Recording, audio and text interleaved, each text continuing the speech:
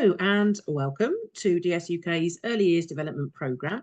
I am Sarah Holton and I have been an inclusion advisory teacher for children with Down syndrome for about 12 years now, mainly working alongside Becky Baxter, who's DSUK's Director of Speech and Education. As part of my role, I go into mainstream primary schools and go into nursery schools and preschools, and I also manage and deliver the some early development groups as well. My background is teaching. I used to be a primary school teacher for 18 years, and I've also had children in my class with Down syndrome as well.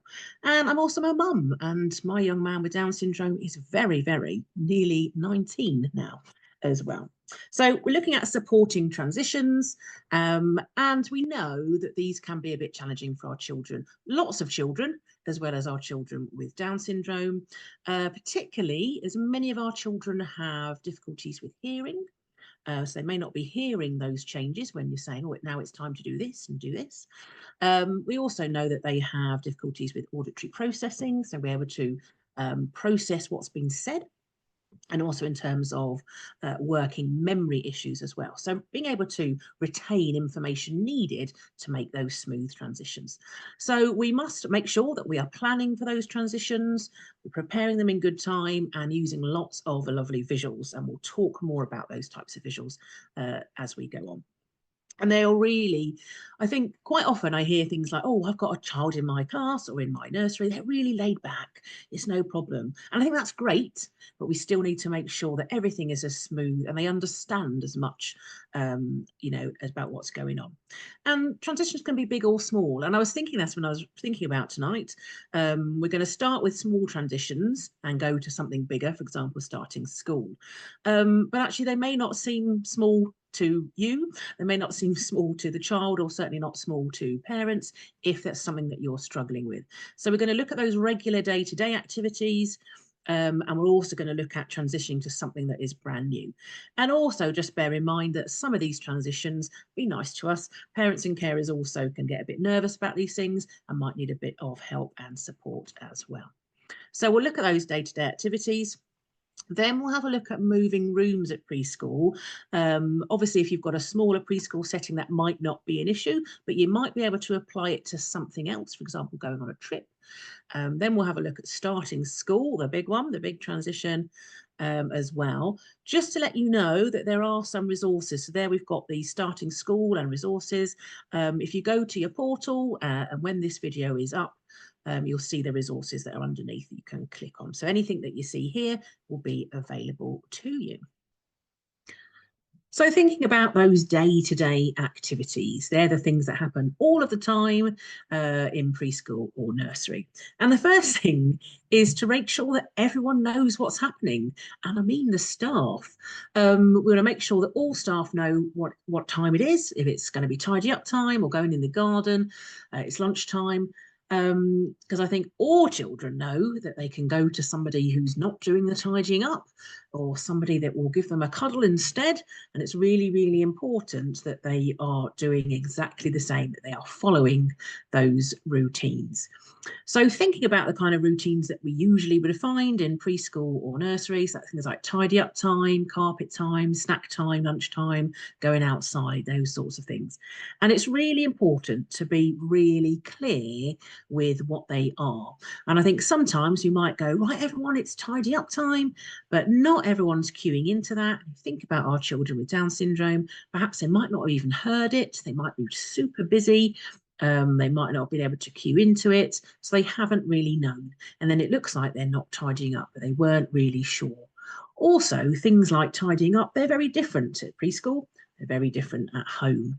At preschool, there is lots more things to tidy up.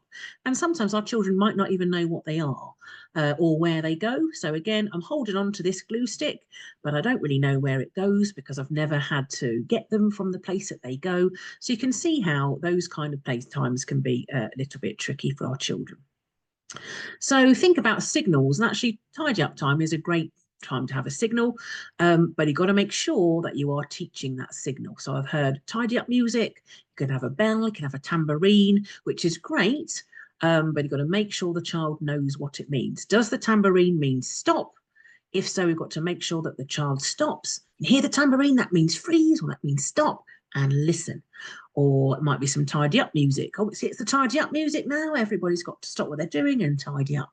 I have been into a preschool with a lovely young man who went in, and one of the comments they said, oh, he doesn't like to tidy up. So we had a little look at that, and they put on tidy up music, and he went straight over as soon as he heard it, and went and started dancing next to the CD player, because he hadn't. That's what you do when you have music, isn't it? You start dancing. He had no idea that it was tidy up time. So thinking about teaching that, making sure that you are saying what it is.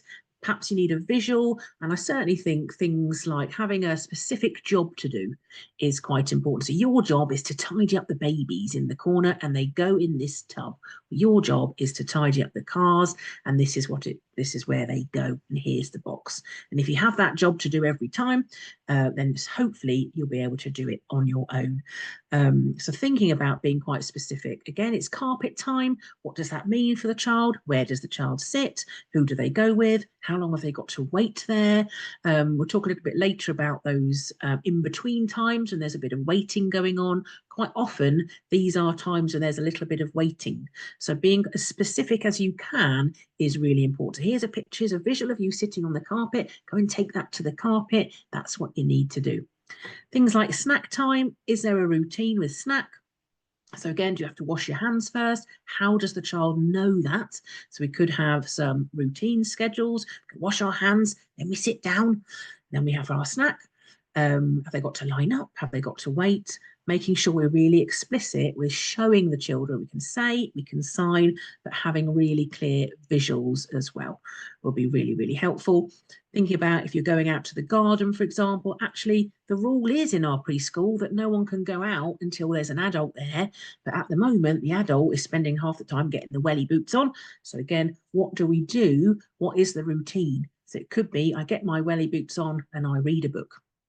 Or I get my welly boots on and my coat, and then I can go out with. So making sure that we're really, really clear about those different times. Having the same expectations of routine, really important.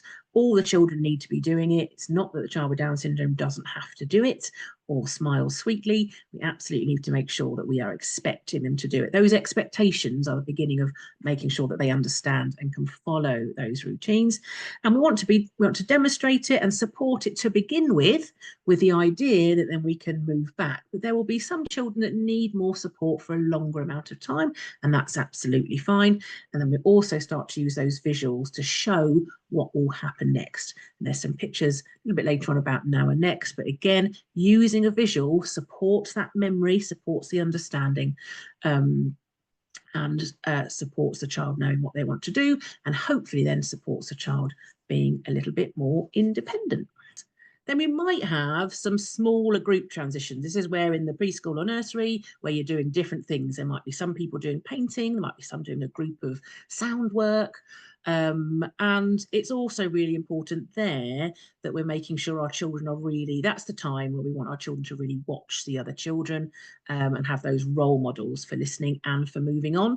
But I think when you're in a small group, you have to make sure that you're showing the rest of the children as well what they're doing. So now we're doing this job together, and when we finished and have your visual and show them all, so they're all seeing what they've got to do next, you show our child with Down syndrome, and you want to encourage the child to watch the others.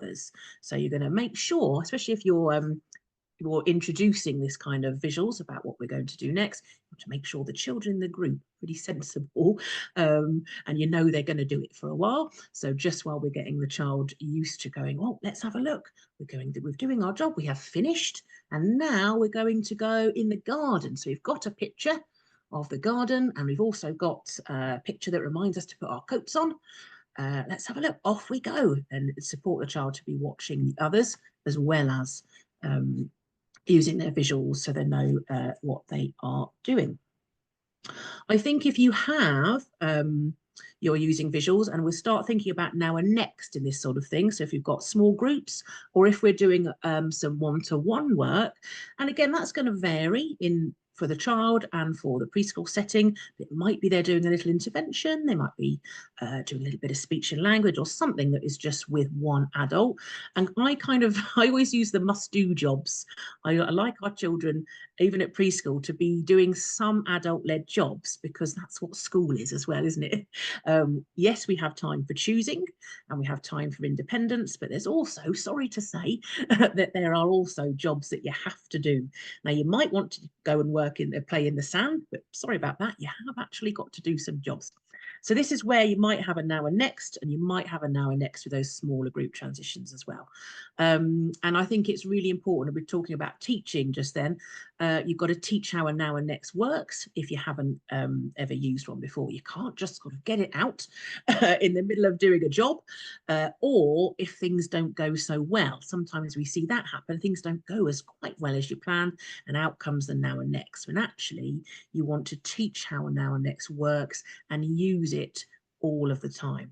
So it might be they've got a must-do job, and you're going to have a motivator after, so something that you know that they love. So we're going to do our reading first with me, and then it's going to be bubbles. Fantastic. Or they might be able to choose what they'd like. You might give them a choice. You can have bubbles or cars or something that's really motivating, and they can choose it because they feel really in control. If they're like, oh, I'm in charge here, I'm choosing, but it's only something from a choice. And then you're going to make sure you do your job, really successful job, and you use the now and next. Oh, now we're bubbles, and make sure you've got time to do that. And that's the only time I would say that if everyone starts to tidy up and you've run out, you've got to make sure the child has a little bit of time on the motivator. If your time's run out, that's really important. But teaching how it works, you can use it in any other time, just to show we've got could be I've got apron first, then painting, or we've got snack first and then it's the garden, just so the children are getting used to something I'm doing now and seeing that, and then something I'm going to do next. So don't start it with now it's something you're not keen on, then it's a motivator. If you want to introduce now and next, start with just using it with everyday things that are nice. So this is lovely. Oh, your sand. And then what we're going to do next. Oh, fantastic. And make sure that we are showing that, which would be fabulous. And then these in-between times, these are often the times where staff will say to me, these are hard transitions. There might be carpet times, it might be waiting for things. We go in the garden, but we all have to wait till everyone's got their coat on before we can go out, because there isn't an adult there until everyone's got their coat on. And they say that's the time that we see that it's tricky for the child. It might be that they see some unwanted behaviours happening, or they can just tell that the child's not sure, or they might have forgotten. Those kind of weird times. And there are quite a few of those times for all children around the day at preschools, because there is, because you've got things to do. And waiting, actually, how do you wait, is actually a really good skill to have. So think about that. I think having a bit of observation time, just observing what the child does in those times. Can they wait at the snack table before they get their snack or their lunch? Are they good at waiting? What's everyone else doing? Quite often, other children are chatting. Might be about anything, about the rabbit they've got or what they've seen on the telly. But even in preschool, most children can have a chat and fill their time, those in-between times. So yes, we're waiting to go in the garden. It might be a bit boring, but it's okay. I'm just telling you about my new welly boots. But for our children, that can be a little bit more tricky, because often not as verbally confident. So we want to think about how we can support that waiting time with some communication strategies as well. So how can we get our children to have a little chat with their friend while they're waiting? What can they do while they're waiting? Is everyone reading a book while they're waiting to go outside? If that's the rule, that would be marvellous. And we expect our child with Down syndrome to do the same. It's carpet time, but how do you wait until the teacher comes ready for the story? What can I do? And I think that's often the time that our children find quite tricky, and that staff report that that's the bit in between. So they can do the going straight to one thing to another, but those in between times where you have to just wait for things can be a little bit harder. The other thing to think about is making sure you've got a clear end to all of your activities as well, giving a little bit of a warning. And I think this makes absolute sense. If you think of something that you loved, if you're watching your favourite television programme and you think this is brilliant, I'm going to watch this to the end. I've been waiting ages to come and watch this programme, and then someone just comes and turns it off, and you weren't really expecting it, or you were hoping you could watch. It's quite unsettling, and you can see why children would be quite cross at that. But that happens, doesn't it? Oh, it's tidy up time now. Stop, you're doing tidy up. And I think that can be a bit, well, hang on. And again, if our children were more verbally confident, perhaps they might say, oh, can I just have one more? Or I just haven't quite finished. But often our children can't say that. So it becomes a little bit of, it can be a distressing time. So giving some warnings, having clear ends to activity. So you've got one more to do. Or now we're making sure they understand more and finish. Now we have finished now, giving them a little bit of a warning. And especially if it's an activity, for example, that you're doing with the child, or a group activity or a one-to-one activity, making sure they know how long it's going to be.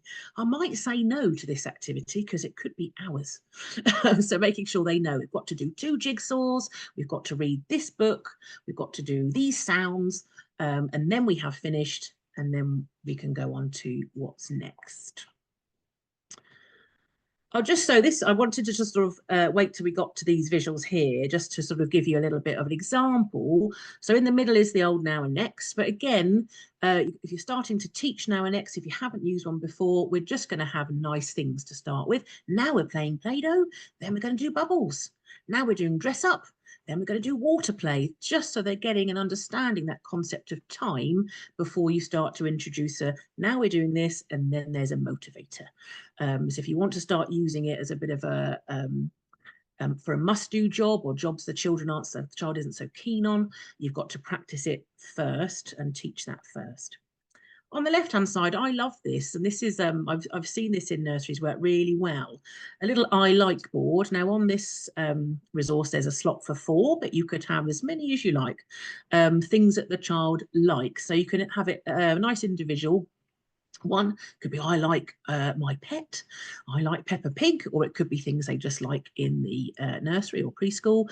And I've used this at lunchtime and at snack times, so it's always a bit like a kind of eating mat, so it's there. And snack and lunch can be want to be quite social times as well, and they've got something that they can point to and chat about, and others can look as well, and their friend next door can come over and say, oh yeah, I like Peppa Pig as well.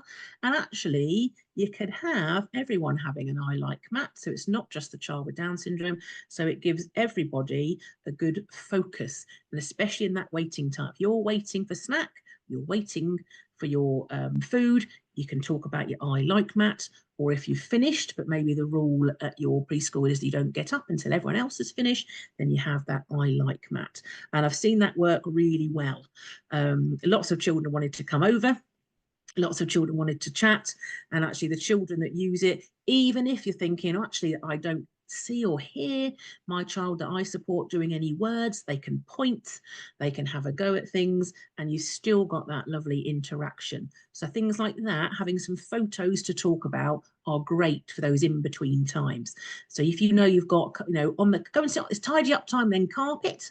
Well, we'll do our tidy up job, we'll go and sit on the carpet, but there might be some waiting. But actually, can you share your favourite pictures or your I like pictures with your friend? And it gives you something to do on the carpet, also supports those communication and interaction skills as well. So extra bonus. Just included the will you play and the can I have. Again, will you play is brilliant for children with Down syndrome to start to initiate play, which is often very tricky. So they would choose their picture, pop it on the square, and again, you're going to give them support. So it's, will you play? They go up to their friend and they hold the card. You're going to say, right, will you play? Will you play dress up? They stick the picture in and they go up. Because you're learning it, you've chosen a friend that's going to say yes. And it's a great way of initiating play. They might not be reading that, not expecting them to read it. But again, if you're super consistent with saying, will you play? The child might then say play. and eventually you want them to be able to do that on their own. So it's just a way of supporting that communication, particularly in those kind of weird times where everyone's a bit busy, and sometimes our children with Down syndrome can be a little lost in there, supporting their communication as well. Right, so thinking about bigger transitions into new places. So I've kind of chosen moving rooms in preschool, but like I said, it might be, if you're listening, that well, actually we only have one room, we're a smaller nursery. I'm thinking things like school class trips where you go to the library, or you might go on a little nursery trip, this sort of thing. It's that sort of size. So you won't be doing all of it, but you might be thinking, actually, that's really helped me in terms of planning and getting the child with Down syndrome ready for whatever that new thing is that we're going to do. So thinking about moving rooms in preschool, who's involved? The SENCO.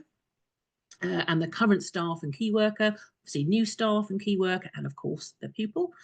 And then we've got to think about planning visits, making sure we have loads of time. And I think that's what parents particularly like as well, is making sure that you're thinking about that really early. So if there are any little bumps in the road, we've got loads of time to kind of sort them out and work out what they are. So we want those visits. We want the child to go to the new room or the new group. We want new staff to come to the current room, and then want to make sure there's just, as I said, enough time for everybody to feel really comfortable and to understand what is happening. So visits to the new room, we want those first visits are going to be with familiar staff. So that's going to be with the old favourite key worker to go into the new room to do something familiar and lovely, just for a short time. You will know your child, and all our children are individual. There'll be some children that can manage that really well, and there'll be some children that just going in a new room will be just enough, and then they have to come back, and that's okay. So you can start off really small. You might go, do you know what, we're just going to peek in. We're going to peek in and wave at everybody, and then we're going to come out. And that might be how you start, and then you build up. But there'll be some children that'll be like, yeah, we're going to go. Oh, my big brother's in this room, I know where I'm going. But making sure it's really successful. Have the visits planned at a good time of day, so not in the afternoon if they have a nap, not if they're hungry, when they're just feeling pretty sprightly would be great. Introduce new staff while old staff are there, the older staff are there, so that their child is still feeling familiar, and start to introduce some familiar activities with new staff. Make a point of learning their names. They don't have to learn everybody, but certainly introduce to their key worker and make sure you're saying and signing their name. And then it's just to begin to increase that time with the new staff in the new room. But again, use what you know about the child and how they can manage, which is why we say start super early.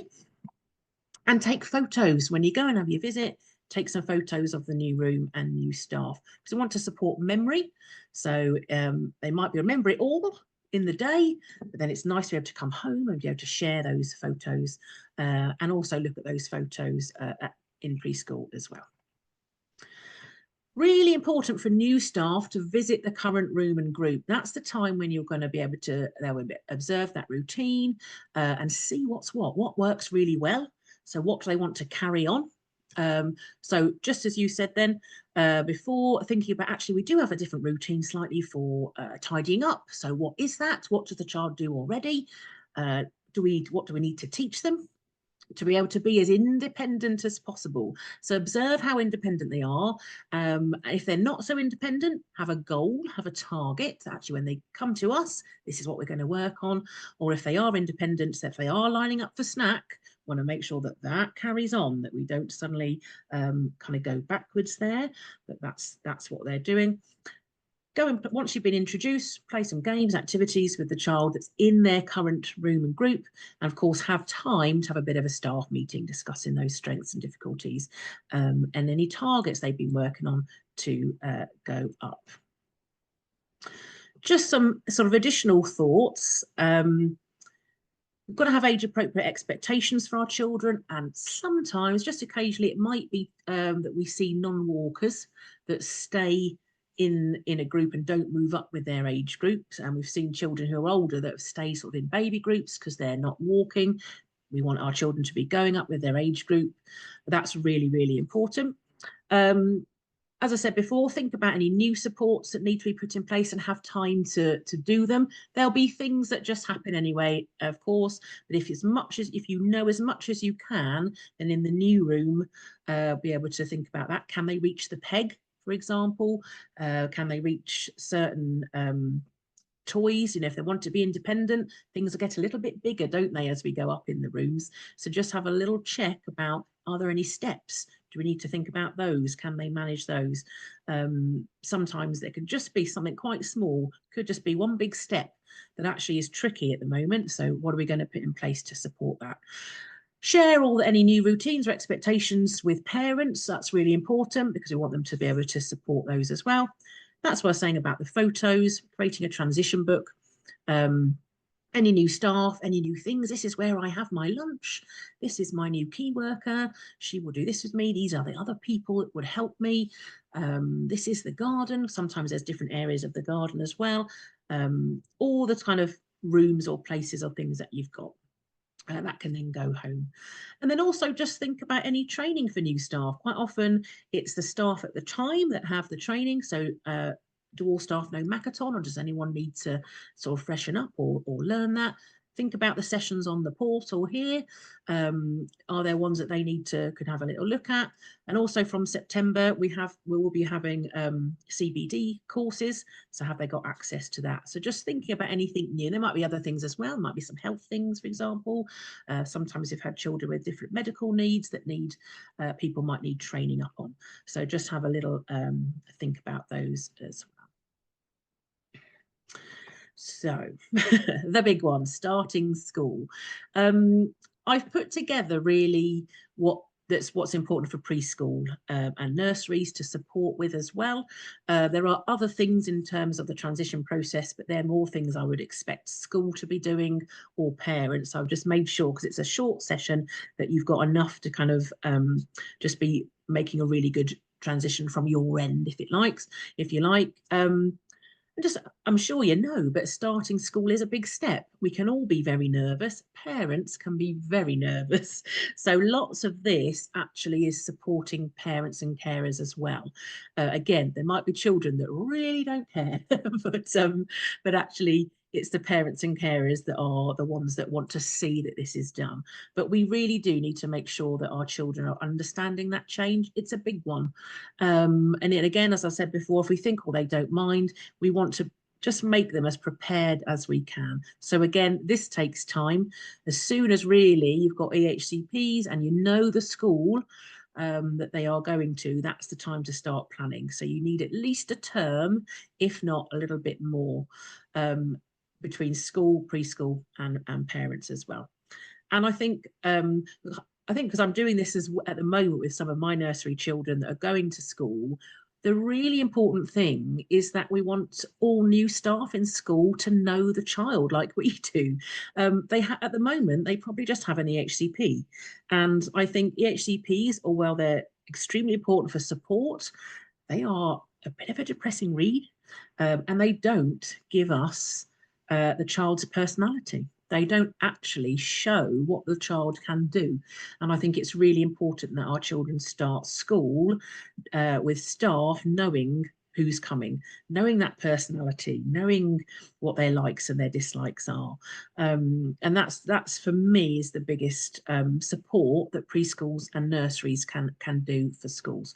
And of course, it begins to build up relationship between schools and parents and carers as well. Right, so just like before, visits to the new setting. Have as many as you can. There might be some other children that are going up with the child as well, so go together and include those as well. But any school that is great and is flexible will welcome you to go anytime you like. And I think, again, have the key worker go with the child as well to as many times as they want, or go with parents. That's really, really important to have lots. Again, some children might have visited the school before because they've got older siblings. And other children, it might be completely different. So encourage lots of visits, lots of walks to the school, just even on a weekend when it's closed. Go and have a little, not suggesting that's the key worker, but supporting parents to do that. So it's they're practicing all those things. And then really importantly as well, just like before, we want visits from the new school, new setting to come to nursery, because that is what they're going to see. That's they're going to see the child there, aren't they? Settled, familiar, confident. That's what they're going to see, and that's really important. That's what you can't get across in an EHCP. So come and observe the child, come and do some work with the child, something nice, something familiar, and see them being as independent as they can, seeing things they find hard, and staff start to think about those adaptations that they might need at school. And I've put in their visits to other educational groups. It might be that they go to an early development group, or they go somewhere else as well. And I know for some of our children that we are working with, we've invited schools to come to our early development groups again to see what we do. So I've just added that in there just in case. We'll have a little look at the other bits as well. So creating a transition book for the pupil. So that will be done on a visit. So it might be a key worker that goes with the child to do that and make that book. And again, this is just like we'd said for preschool. This is all the important information about new people, new places, and rules and expectations as well, and where to go. So it might be, this is my new teacher, this is where I have my lunch, this is the playground, you know, I can sit on the carpet. So getting in some of those expectations, this is where I sit with my friends. And it might be things like, we have the register. Mrs. Holton says, good morning, and I say, good morning. So you might be able to add in some other kind of rules or just some examples of new things as well. Really simple sentences. So, but it's great if you can get the child in the picture when you're doing those photos. Don't worry if you can't, but it's much more memorable if the child sees themselves. This is my book bag. This is my class. This is me and my teacher. Really positive thing. That means they can have that. They can have it at home. You can share it at preschool with everybody else, and they can certainly have it at home for the summer holidays. Really important one. The other thing actually is do videos. Take an iPad and take some videos when you haven't put it in there, but I've just remembered it. Because again, who doesn't love watching an iPad, watching themselves on the iPad? Again, similar thing, kind of taking people could say hello onto it. Hello, my name is Mrs. Holton. Hello, can't wait to see you in the school. And the child can watch that as well. So using a video as well, you'll know if your child likes videos or not likes watching an iPad. Here's some just examples here. So I will hang my coat up here. I'll put my book bag here. This is the hall where I will eat my lunch. I also come to do assembly and do PE here. Now, it's interesting, that one, because I always think assembly and PE, they're new words, aren't they? So it's also worth, you know, spending some time working on new vocabulary that they might hear. So I don't know what assembly is because we don't have it. What is PE? That's just, I don't think anyone really knows what PE means. It's just the thing in the hall, isn't it? PE. So you might start thinking about what school vocabulary can we work on? And again, you could be doing this with lots of other children going up to school as well. My teacher will be Mr. Adams. I'll hang my coat on my peg. So a nice book with pictures stuck in there, written as if it's the child speaking, would be great. And they want to think about a pupil passport. And again, this is something that preschools can do probably with parents for school staff as well. This again is quite child friendly, pretty short, but again, it's to show staff that there's more to children than just the EHCP. So it might be some health information. It might be, you know, I have a thickener in my drink, or it might be I need help going up and down the stairs, something like that. It might also be things like, I love playing with my friends. It might be, I don't like loud noises, that kind of thing. And some examples of those things, as well as their likes and their dislikes. So it starts to create that kind of picture of who that child is. Not just their EHCP. So again, the child can share this. I've seen lots of different versions in preschool, some that the child can share, some that they can't. But it just means that everybody in the school could have access to that. They don't have to have necessarily read the EHCP. So again, it means that lunchtime staff, reception staff, as in office staff, they'll just know a little bit about your child, about the child that you support. And then we've got the All About Me book. Sometimes I see these kind of put into one, and that's okay. This is more about work and what the child can do on their own and with support. So it might be that I can count to 5 on my own, or I can recognise numbers to 3, or I know these sounds. I use Numicon. I'm great at counting, or I need help with something else. And I think be honest as well.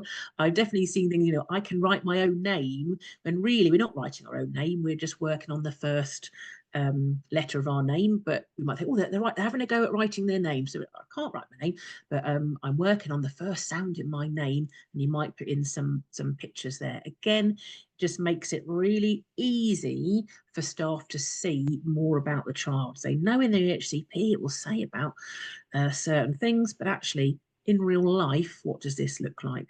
So just be honest about the type of support. They want to know what they find tricky as well, and what resources have been used. So here's some examples. So one on the left is All About Me. So we've got a picture of I can match Numicon to 5. That's great. Tells me you know Numicon. Tells me you've got matching skills. Fabulous.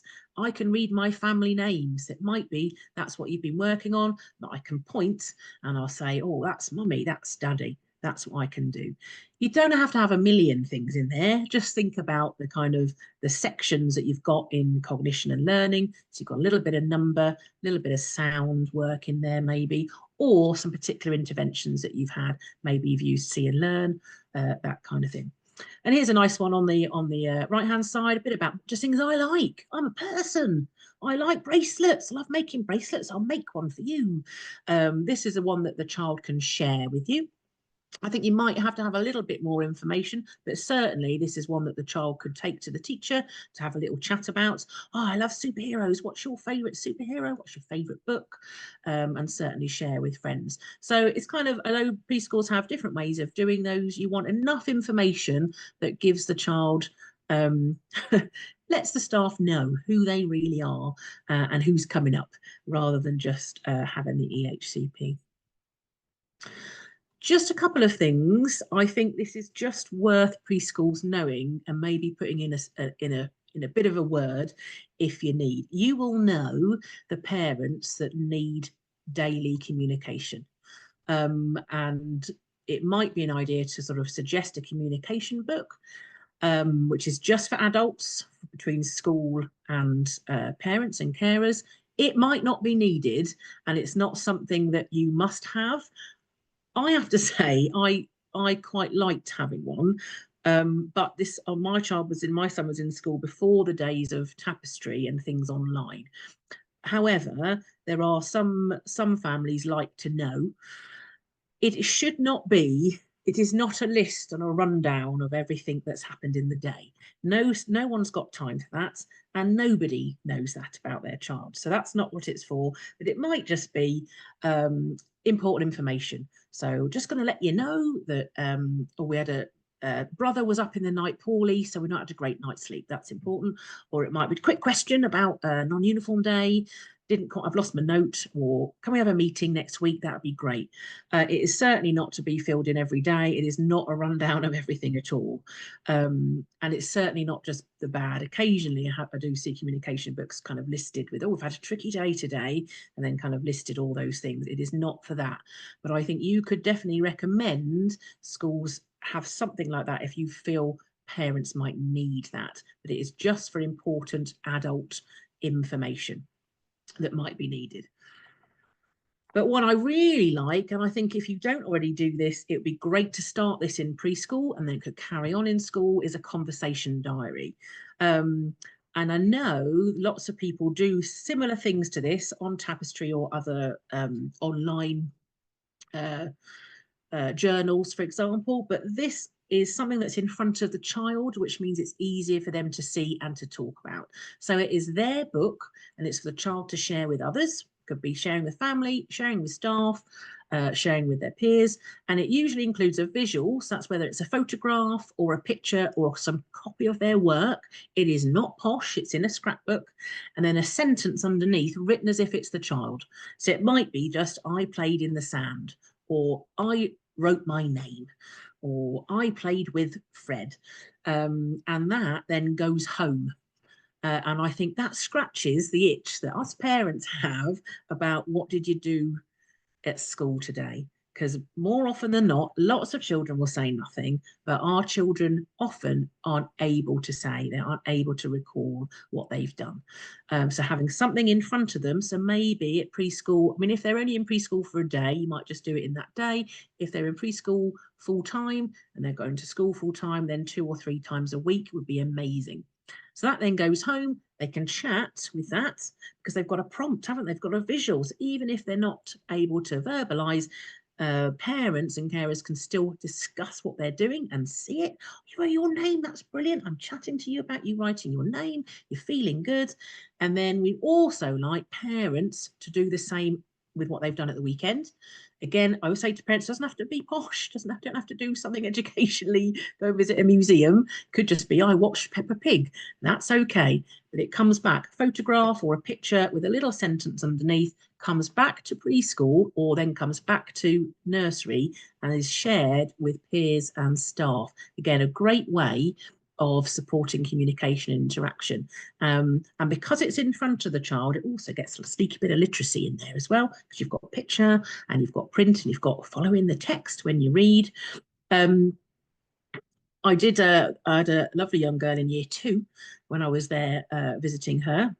And she actually did some work and then asked if she could put that in her conversation diary to show her mum. So that became part of her work, that she went to the photocopier with an adult, came and they stuck it in and she decided what she was going to write. She was able to do that. You can kind of see how it progresses. So having something like a conversation diary and starting it at preschool would be absolutely brilliant, and getting the parents ready to do something as well, so that when they come back from the weekend or any other day they've not been at preschool, it's very exciting to share your work. And that could actually be something that they can do on the carpet. Oh, you're waiting on the carpet, as we were saying before, go and get your conversation. You could call it a chatty book, it doesn't have to be a conversation diary. Go and get your talking book and share it with Freya when you're on the carpet, and it becomes something that they can do, a communication tool. Other children can do it as well, but it's certainly ticks those boxes in knowing what children have done at school, which is often a thing for us parents as well. Just a little example, it does not have to be typed or laminated at all, but I played in the sand, I did some painting. That's all we need, either a picture or the painting or a photocopy of painting and stuck in, and just it could just be written. It's quite nice to write because I think it's nice if the children watch you write as well, but I've certainly seen some posher ones as well. Doesn't matter. A little example of a conversation diary there. And just to finish up, really, thinking about school skills. This is definitely something that preschools do. I'm sure they do anyway. Start to think about, well, who are the children going to school? How can we support them? And it'd be great also for home to know what you're doing as well. So what skills do we need? The biggest one is independence. So if they haven't got an independent target, that's what we need, is a big target for independence. That could be anything depending on the child. It might just be that we're working on putting your coat on or getting your sleeves in. We put toileting there. It might be that you're nearly there with toileting and you're going to make a real push to be able to get that sorted before school. But if you haven't started, it might be that you think, oh, I can't quite start, but you might start something small. You might go, do you know what? We're going to get in that routine of going to the toilet. They might not yet be toilet trained, but we might start that. Are they children that need to be better at wiping their nose? Are they children that aren't great at wearing their glasses or managing their hearing aids? Can we have a real push at have a target that everybody works on? But definitely thinking about independence. What can they do? The more independent we want our children to be. But that's going to be whatever level they are at. That's really, really important. So having a target for independence. Also just think about, what can we avoid? Can we put something in place? So again, lots of preschools I know get uniform in and start to have a look at the uniform, start to think about, actually, can they manage the school trousers? My son found the little silver clasps on boys' trousers boys' trousers, very tricky to kind of open and close. So he had Velcro for a long time, and he even had Velcro on his prom trousers, because actually it's if you need to get to the toilet quickly, it's much easier to use a bit of Velcro. Think about those shirts and that kind of thing, and getting themselves dressed. Are they going to manage tights? Are summer dresses easier? Just having a little think about those sorts of things. Eating, just think about those targets that you can make a big reach for to do, and think about those. Also, I haven't put it here, but I think it's great if between preschool and parents have a list of vocabulary that the child either knows, or signs that they know, or words that they are saying. There might be different ones from school and home, and that's really important to know as well. And I remember a parent saying that they wish they'd done it, started that a bit earlier, because they kept forgetting things. So it'd be great if preschool can start that as well. What words do they use? What do they understand? Again, it doesn't have to be posh, but that sort of thing is really helpful for school staff to know, because again, it might not be suggested in the EHCP. So just having a little think about that. Thinking also about that school vocabulary that I mentioned before. Do we know what a book bag is? I'm not sure we do, so let's see if we can get one. We call it a book bag, and make sure that we know what those are. Some things like assembly are quite difficult to sort of learn, and you might not learn that until you get to school. But we can certainly think about that vocabulary, that school vocabulary, to teach, so that our children have heard it before. Lining up, maybe you don't do any lining up. Maybe lining up is a school thing. Let's have a little practice lining up. You never know. Preschools are very different, but just think about what you might need for school. And just to finish here, this again might be something that you want to suggest to any schools that you're working with, that we also have the primary education programme, the PEP, which supports primary schools working with pupils with Down syndrome. Yearly subscription and training, loads of information covering a range of needs, lots of resources as well ready to download, and lots of ongoing support. Brilliant. Thanks very much.